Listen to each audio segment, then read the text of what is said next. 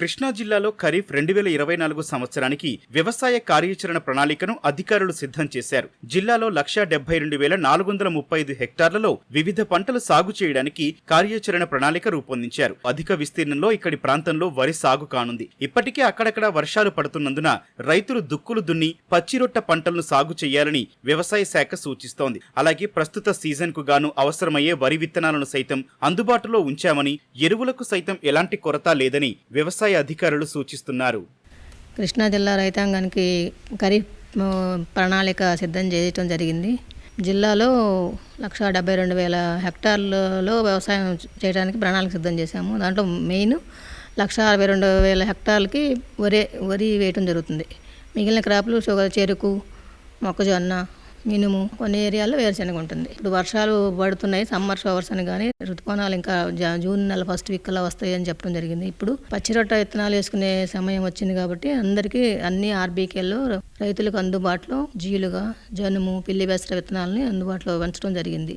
నాట్లు వేసేయడానికి ముందు జీలుగా విత్తనాలు వేసుకొని దున్నేసి నాట్లు వేసుకోవటం వల్ల మనకి భూమి సారవంతం అవుతుంది. 50% సబ్సిడీలో అన్ని ఆర్బీకేల్లో అందుబాటులో ఉంచడం జరిగింది. జీలుగా వచ్చేసరికి కేజీ 44 రూపాయలు, అంటే 88 రూపాయలు ఉంది. 50% సబ్సిడీలో 44 రూపాయలు. అలాగే జనుము కూడా 44 రూపాయలే. పిల్లి బెసర వచ్చేసరికి 67 రూపాయలు పడుతుంది కేజీ. ఎకరానికి 10 కిలోల చొప్పున అంటే 440 రూపాయలు అవుతుంది.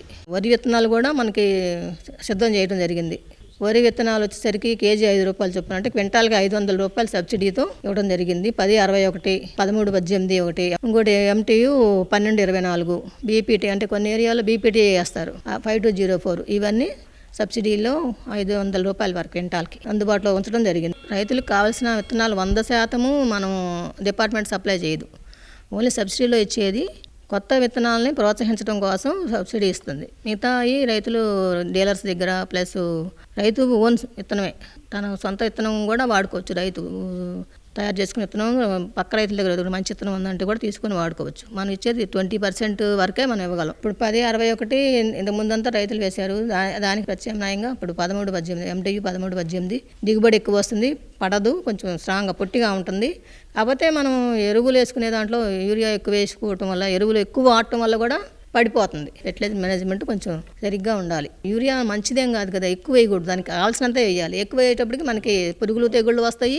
జీలుగా వేస్తే అసలు ఇంకా ఎరువులు కూడా వేయకుండానే పండించారంట చెప్తున్నారు రైతులు. ఇప్పుడు జీలుగా వేస్తే అసలు ఎరువులు కూడా అవసరం లే. మనకి బాసం దుక్కిలో DAP కట్టేసుకుంటే మధ్యలో చిరుపట్టప్పుడు నత్రజని, పొటాషు దుక్కిలో ఒకసారి, చివరిలో ఒకసారి పొటాష్ కంపల్సరీగా వేసుకోవాలి. నత్రజని ఎక్కువైతే దాని బ్యాడ్ ఎఫెక్ట్స్ తీయాలంటే పొటాష్ ఉండాలి. పొటాషు మొక్కకి దృఢత్వం ఇస్తుంది. యూరియా వేస్తే మెత్తదనం వచ్చి పురుగులు వస్తే, తెగులు వస్తే పడిపోతాయి. మనం పొటాష్ ఎక్కువ వేయటం లేదు, ఎందుకంటే రేట్ ఎక్కువ, యూరియా రేటు తక్కువ.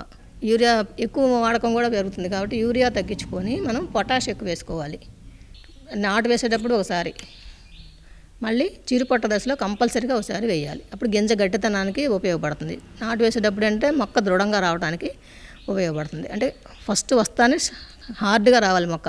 సెన్సిటివ్గా వస్తే పురుగులు తెగుళ్ళు అన్నీ వచ్చి, ఇప్పుడు మనకి ఆకు చుట్టు పురుగు, కాండం తొలిచి పురుగు, ఇవన్నీ వస్తాయి కదా, అవన్నీ త్వరగా అటాక్ అవుతాయి. అదే పొటాష్ వేస్తే స్ట్రాంగ్గా ఉంటుంది మొక్క.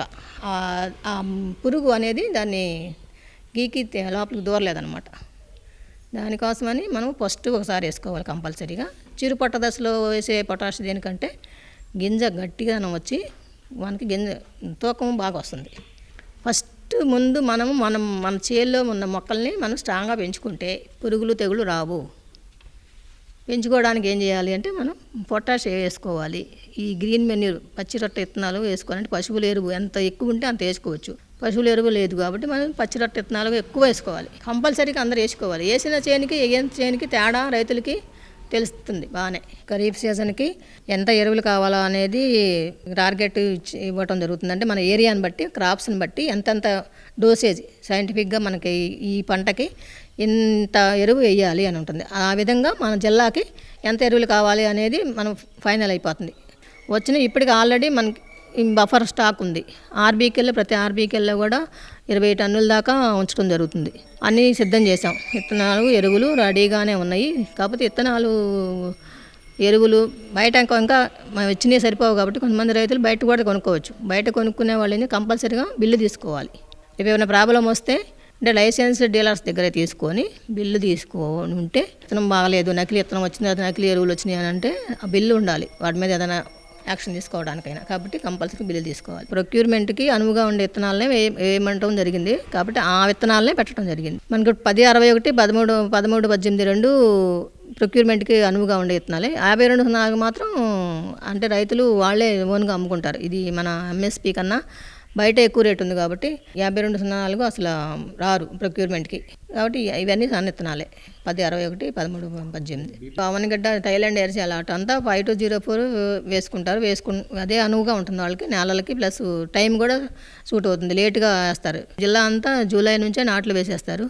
కానీ అక్కడికి వచ్చేసరికి ఆగస్ట్ ఎండింగ్ సెప్టెంబర్కి కానీ నాట్లు వేయరు. నీళ్ళు అప్పటికి వస్తాయి వాళ్ళు టెయిల్ ఎండ్ లాస్ట్.